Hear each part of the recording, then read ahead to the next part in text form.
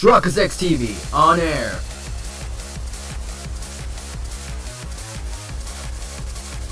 We are now live in 3, 2, 1.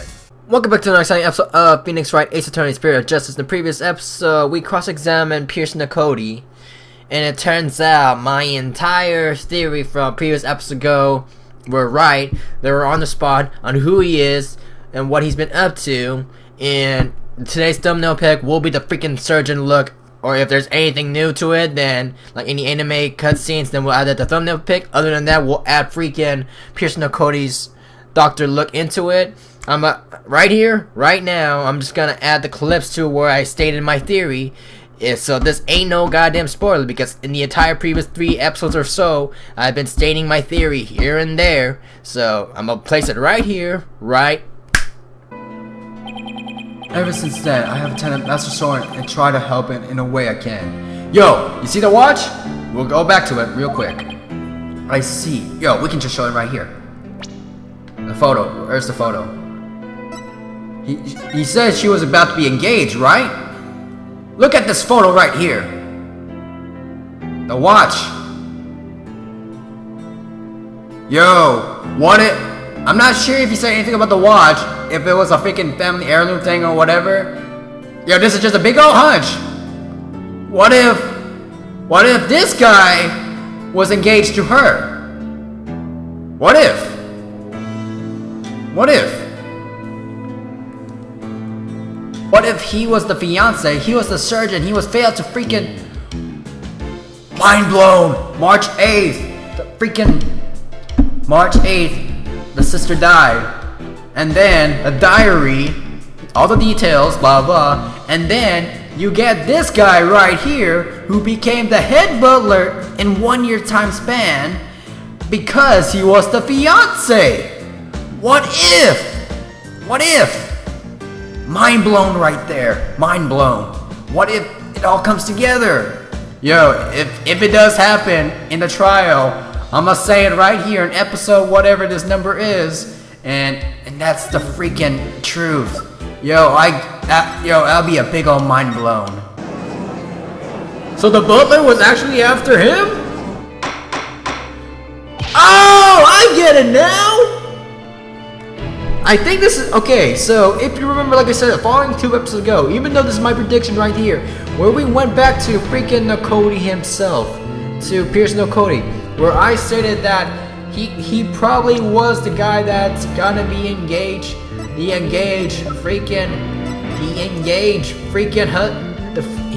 This guy here. My theory was that he's the engaged man that was trying to save his freaking sister, who was supposed to be the fiance at that time, and this guy was supposed to be the groom, but he was unable to save her, and this guy was not him, but this guy was the one that freaking caused the accident. So his motive for this was that he can have the same feeling as the lost soon to be his freaking wife to an accident or so per se. So that's the motive. Yo, mind blown. If this is really what it is, then we'll have to press on forward. This has gotta be the reason. Yo, straight up, I'm gonna make this prediction right here into this freaking future. If this is really what I'm thinking, then okay. Jesus Christ, this is scary every time. And we're back. All those 3 episodes right there.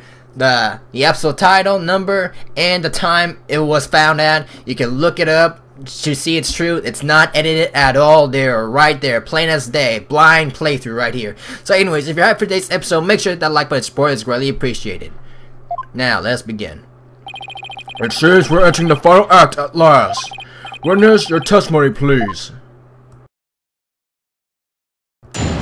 And this ain't no goddamn spoiler if I've been suggesting it all along. The right to remain silent. He's pleading the 5th. Oh my god. He's completely pleading the 5th. Yeah, he's pleading the 5th. Mr. Nakoti, why didn't you say anything?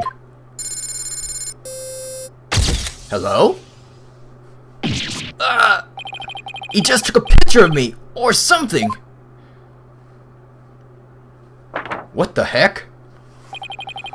You want me to voluntarily testify, hoping I will make a slip of my tongue, Not a very impressive plan or brain, I might add. Wow, that was uncalled for. If you want to know something, you ask the question. I will answer, but I have no intention of making any voluntary statements of my own. What's he trying to do, Nick? He's using the silent treatment as a strategy to avoid getting tripped up. Clever guy. No more lies, Mr. Carter. You will tell us nothing but the truth from now on. His too.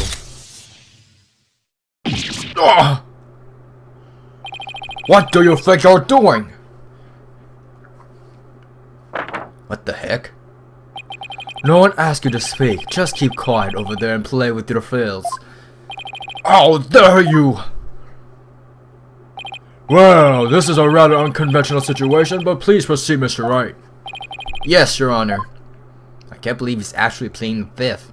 The Fifth states that they have the right to remain silent here and there. They don't have to speak any word of it, or else, yeah. I think that's what the Fifth statement is. Nothing. All we can do is just press forward, right? Holding!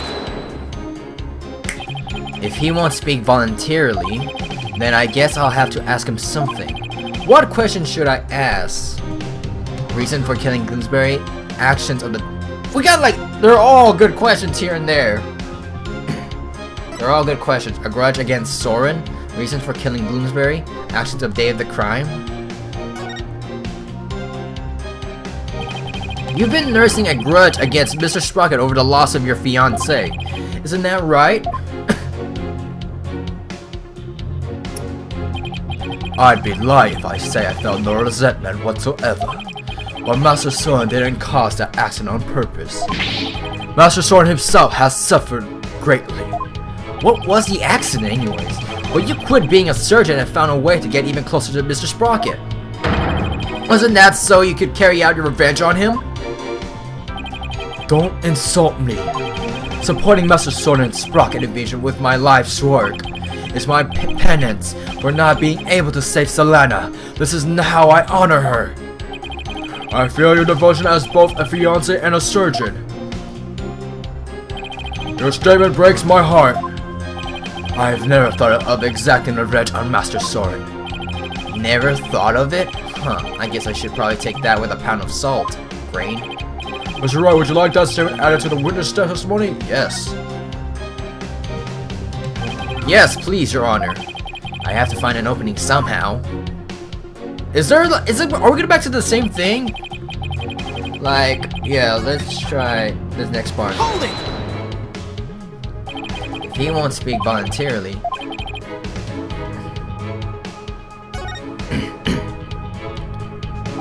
Isn't it true that when Mr. Bloomsbury regained consciousness inside the lantern, you murdered him in order to silence him? He was an excellent employee and very loyal to me. Bloomsbury was my right-hand man. I suffered the most from losing him. You really think I'd kill a guy like that? That would make sense only if you were innocent. But since your goal was revenge, you don't really have to care about something like that. But I am innocent, I tell you. Oh, he's laughing. Don't try to force your conjectures onto me. I guess without decisive evidence, I can't pursue this line of questioning any further. Mr. Wright, would you like the statement added to the witness testimony? Not necessarily. Because there's nothing to prove on. No, thank you, Your Honor. I better tread cautiously here. So that one was right. This isn't going to be easy, is it? You can't say that again. All I can do is just try to draw as much information as I can out of him and look at any inconsistencies. This is the moment of truth now, Nick. Good luck. Thanks.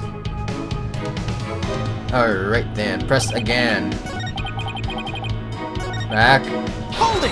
And let's get that last one just to see. If you won't speak voluntarily, blah blah. Last question. On the day of the incident, you were constantly surrounded by your subordinates. Is that right? Absolutely. I was in someone's line of sight at all times. After all, I was busy taking care of every detail of the event. Mr. Edgeworth, I believe your investigation backs up my claim. Huh. I got statements that said groups of his supporters worked with him in rotation, so he was always with someone. As the prosecutor just said, I couldn't even get close to the lantern containing Bloomsbury myself, let alone kill him. Pierce didn't have a chance to get close to the victim alone, huh? Mr. Wright. I think it will change to something else.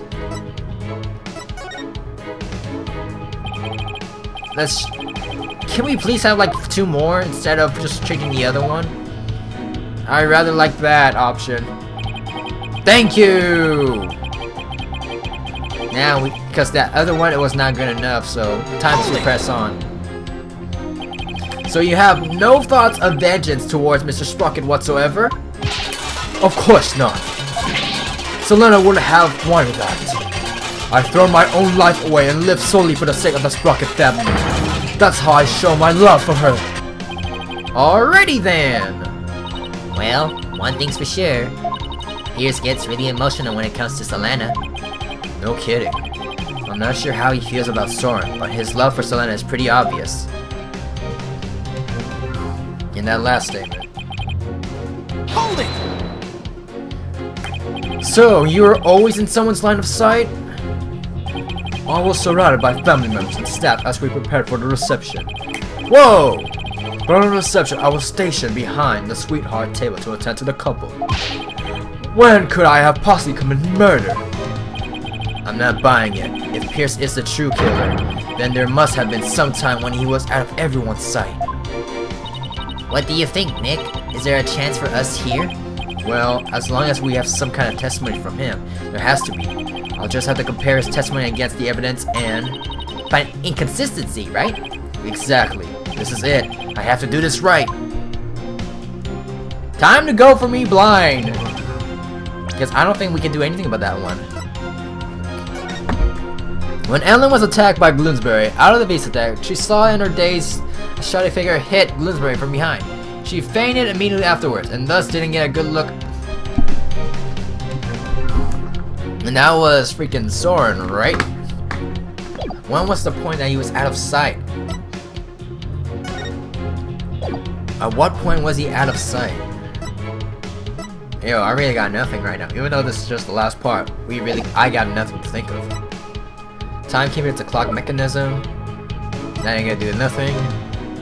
That ain't gonna do nothing. The statement, what kind of statement would it be? This has nothing to do anything. The photo! Don't we have the second photo? No, we don't. It was Larry that presented it.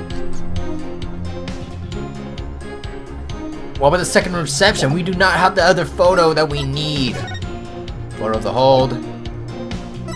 Autopsy report. Hold entry.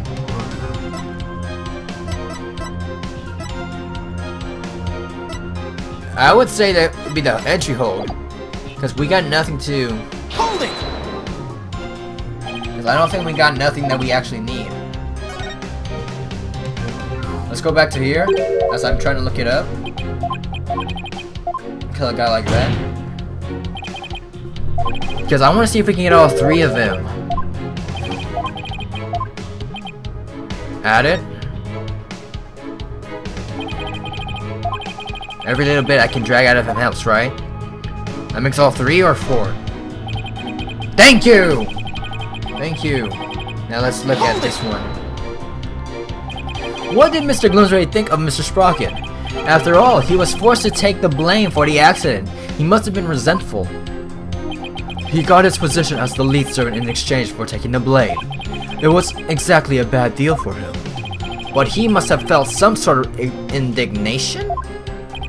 Who knows? Now that he's dead, we'll never know for sure. It's pointless to talk about any further. Alright, dead man tell no tales after all.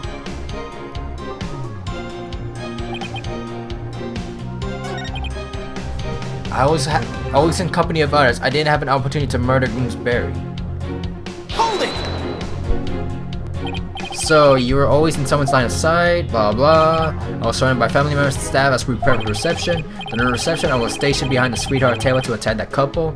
Oh, we're talking about during the murder, not after. Okay. Because when could I have possibly committed the murder? When? I'm not buying it. If Pierce is the true killer, then there must have been some time when he was out of everyone's sight.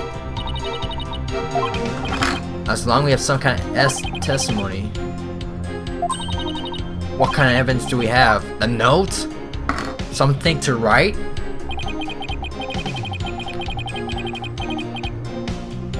What do we have? An statement? What time does he freaking... When did he appear besides this? When did he give it to him? When exactly was this? And then the whole entry record? He was alone. That was definitely the truth right there. What time? What time? Time of death.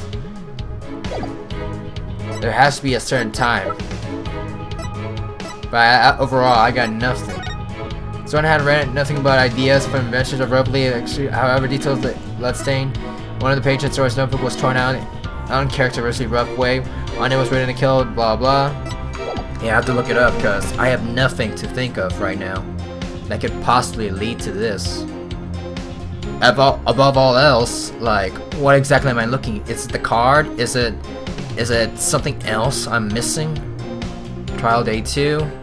So there's no to be continued. Okay. Any statement? Press third up. First option. Select third option. Action to the day of crime. First option. What? Okay. Press any statement. Present at the new third statement. Present at the third new. I guess. Because literally I want to see the other photo. Objection! No, that's the wrong one. That's the wrong one. That's not the third part. That's not the one. That's not the right one. That's not the right one. That is not the right one. We pressed on the wrong statement.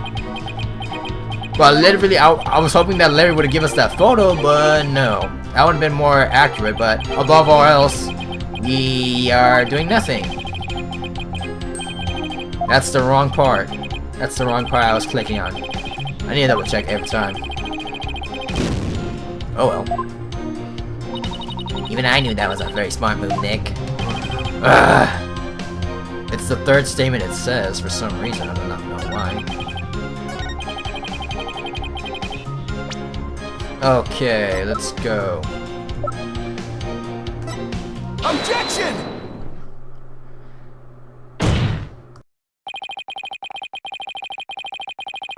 Mr. Nakoti testifies he was always with someone at the time of the incident, and never had a moment alone to commit the crime. Yes, and the police investigation backs that statement up, doesn't it? But that there was an opportunity, in fact, one and only one. A moment when Mr. Nakoti could have killed Mr. Gloomsbury without anyone noticing.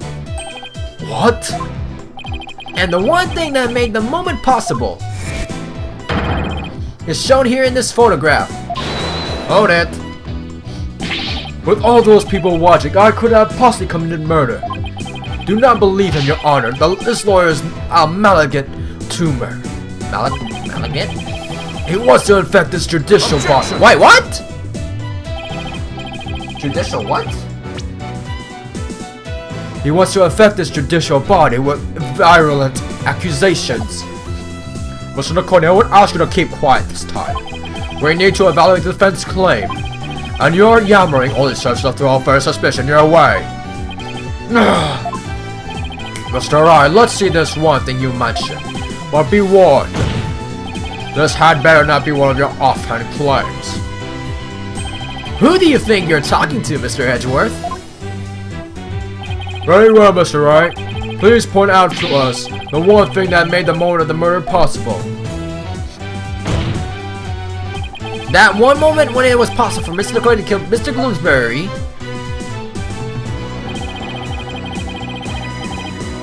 Was during the fog? What exactly am I looking? The one moment he is right there. Is it during the entire fog? Is that what I'm getting at? Where am I at? Yeah. Yeah, it's gotta be the fog, cause it's cover up. Take that! The one thing that made the moment of murder possible is this thick mood fog that engulfed the entire reception hall. It is under the cover of this fog that Mr. Ducote murdered the victim. Oh, what the heck? Yo, maybe we could add this, but overall else, it's just what I said it before. What? Mr. Ducote was standing right next to the lantern that Mr. Gloomsbury was in. That was the only moment the murder could have been committed without being seen. Objection! I can accept that there was a moment when the witness was obscured from others by fog. But that doesn't prove Mr. Ducote killed the victim at the very moment. If you can't prove the crime was committed during the reception, the trial ends here. I was so caught up in finding a foothold that I forgot to think that far ahead. Well done, Mr. Edgeworth. It's time to call this trial time of death. Well, Mr. Wright, can you prove the murder happened during the reception? Don't even bother. His claim is dead on arrival. Victory is within your grasp, prosecutor. Quiet, witness. I have no interest in victory. All I care about is the truth. One that we can only arrive at through further deliberation. Edgeworth. Enough of this, Your Honor. This trial is over. No, Mr. Ducote. That is for me to decide. Mr. Wright, can you prove it? Can you prove that the murder was committed during the wedding reception? Why is there no verdict yet? The lawyer's absolutely out of answers. The prosecutor, the judge, they're all infected. No matter gets stupidity advanced. Not even the best surgeon can save them. In fact, not even a brain transplant could kill them. This court is infected with idiocy. It's a pandemic. Objection! Mr. Ducote, that's enough already. Finally ready to give up, are you? No, just the opposite actually. I'll prove the murder was committed during the reception hall by you. Oh! You'll prove it? Can you really, Mr. Wright? Yes, I can, Your Honor. To be honest, I don't know exactly how I'll do just yet, but if I want to get to the truth Edward was talking about, I'll just have to find that way. Very well, Mr. Wright. Let's have your proof.